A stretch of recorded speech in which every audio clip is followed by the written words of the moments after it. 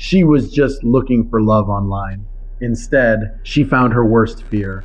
Her second date with a charismatic stranger became a nightmare she would never wake up from. And the truth behind what happened was so bizarre and captivated all of Europe, not just because she was missing, but because she was not the only one. And this chilling story begins not in some dark alley, but in the picturesque coastal town of Biarritz, France. The French equivalent of Malibu, a luxurious coastal playground. It was here that Roxane Benest, a 21-year-old caregiver, had traveled for what was supposed to be a romantic date, a date that would become her final chapter. This was February of 2022. Roxane had made the trip from her small hometown of Saint-Laurent-de-Cerise. This one trip was a luxury. She had carved out from a life of exhausting work at a nursing home. But a dark shadow hung over this long-awaited escape. She didn't feel it, of course. Her compassionate soul was too busy dreaming, always believing that her own happiness would come in due time. A belief that made her open-hearted, but also vulnerable. And it was this vulnerability that led her to him. The man she had met online was a whirlwind romance. After just their first date, Roxane confessed to her sister she was losing her head. She had no idea it was a romance that would end in darkness. She was living a fairy tale, completely swept away, eagerly counting down the hours to their second date. But the morning after that date, the silence began. Roxane, always so responsible, did not show up for her shift at the nursing home. Anxious calls from her worried family went straight to voicemail. When they rushed to her apartment, the sight that met them was unsettling. The place was empty, but not abandoned. All her personal belongings were still there, her wallet, her documents, as if she was about to return at any minute. It was clear this was not a planned getaway. This was something else. When her family filed a missing person report, the initial police response was dismissive. Roxane was an adult, they argued, with a right to privacy. Feeling abandoned by the system, her sister took the investigation into her own hands. She knew Roxane had been falling for a man she had met online, but she did not know his name. Scouring through Roxane's social media, she began her own frantic investigation. And then she found him. And what she discovered on his profile changed everything.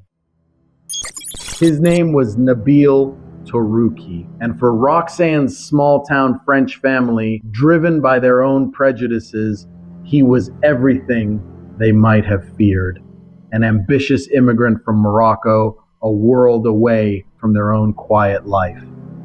And when Roxane's sister scoured his profile, she made a discovery. His family had posted their own desperate plea.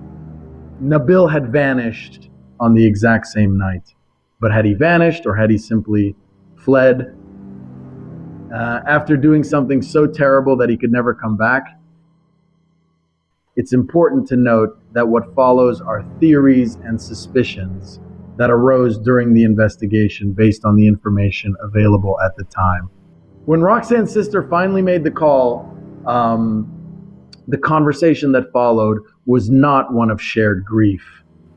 It was an interrogation to Roxane's terrified parents. Who was this stranger from a completely different culture, the one their daughter vanished with on their date? And Nabil's family had their own fears. Who was this modern French girl who might have lured their brilliant son into danger? Each family feared the worst from the other's child. And so the search for their missing children began on two separate hostile fronts.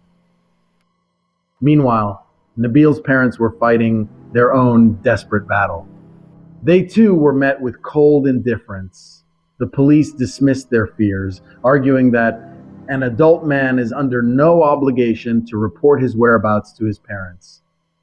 Crucially, the authorities were now handling two separate, unconnected cases. The critical link, the fact that they had disappeared together, was completely missed, abandoned by a system that failed to connect the dots.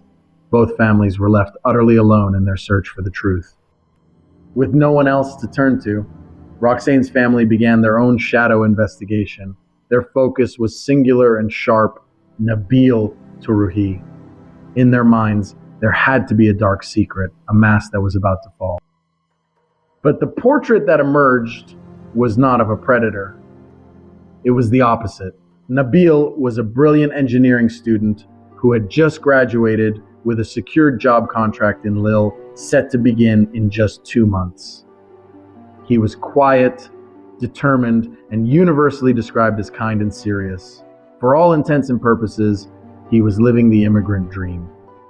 The ambitious son who moved abroad for a world-class education, on the verge of starting a career that would make his family proud. And for Roxane's family, this was almost worse. A clear villain would have been an answer, a target for their anger and grief. Instead, they found a complete void. The terrifying theory of a predator began to crumble, replaced by an even more unnerving question. If he was not a monster, if they were just two good kids with bright futures, then what kind of random, senseless darkness could have swallowed them both? The lack of a villain did not make the story safer. It made the world feel infinitely more dangerous. And as the two families began to grasp this horrific reality, one final, heartbreaking detail emerged. Nabil's sister in Belgium was expecting her first child, and so was Roxane's. In a cruel twist of fate, they were both on the cusp of becoming an uncle and an aunt, a shared future of new life and new beginnings, now lost to the same dark mystery. While police hesitated, the community refused to wait. Social media exploded with pleas for help, and flyers with photos of the couple and their cars went up all over town. But their efforts turned up nothing. After a critical delay that cost them precious time, the official search finally began.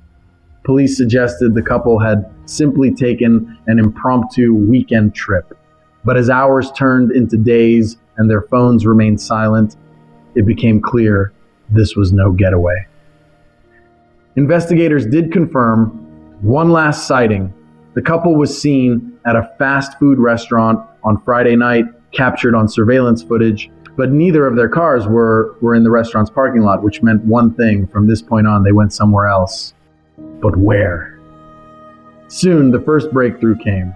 Roxane's blue Peugeot was found parked quietly on a small side street a short distance from the restaurant. Inside, everything was pristine. No signs of struggle, no hint of violence. It was as if she had simply parked it and walked away.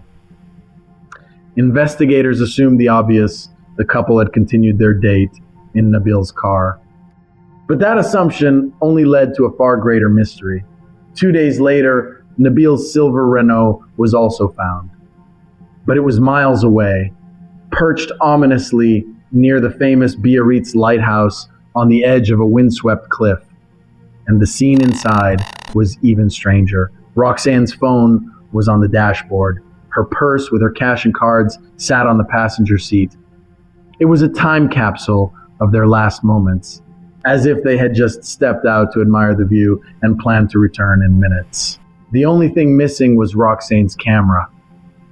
Investigators rushed to check the surveillance footage, hoping for an answer, but they found nothing. There were no cameras covering the parking spot, and the one camera that could have solved the entire mystery, the one pointed at the lighthouse itself, had mysteriously stopped working weeks before. The trail had gone completely cold. And just when all hope was lost, there was a sudden breakthrough in the case.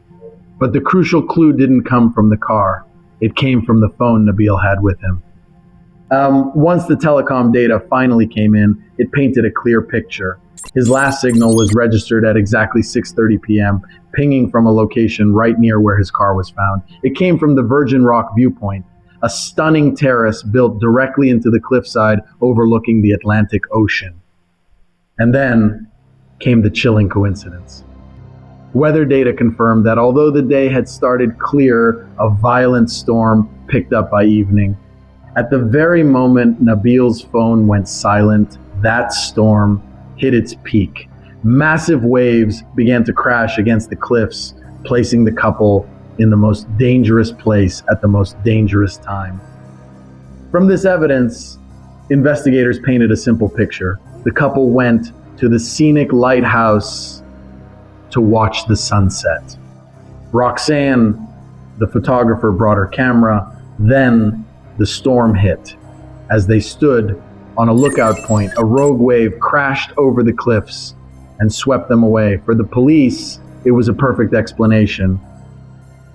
But the families of Roxane and Nabil furiously rejected these theories. They demanded one thing: keep searching for the truth. But the police theory, however cold, was not just speculation. That exact spot had a dark and documented history. In 2012, a 72-year-old man had been swept away in similar conditions. An even more well-known incident from 2014 was captured on video. A massive wave crashed over the lookout, carrying away 2 people. The man was miraculously saved, but the woman was only found several weeks later. For investigators, the precedent was undeniable. For the families, it was an unbearable possibility they were not ready to accept. And what's most frustrating is that this case is not frozen because it's unsolvable. It's frozen because the one piece of evidence that could have solved everything was carelessly lost forever. Months after the disappearance, it was discovered that a hotel camera near the lighthouse was never checked by investigators. Even after the family's lawyer made a specific request, the footage was never obtained. It was automatically deleted after 30 days, a crucial lead erased. Because of that failure, the case remains frozen. All we know for sure is this: not a single trace of the couple or the belongings they had with them has ever been found. Just a single smiling photograph, a perfect moment before they walked out into the night and simply vanished. A tragic accident or something else. What is your theory about what happened to Roxane and Nabil? Share your thoughts in the comments below.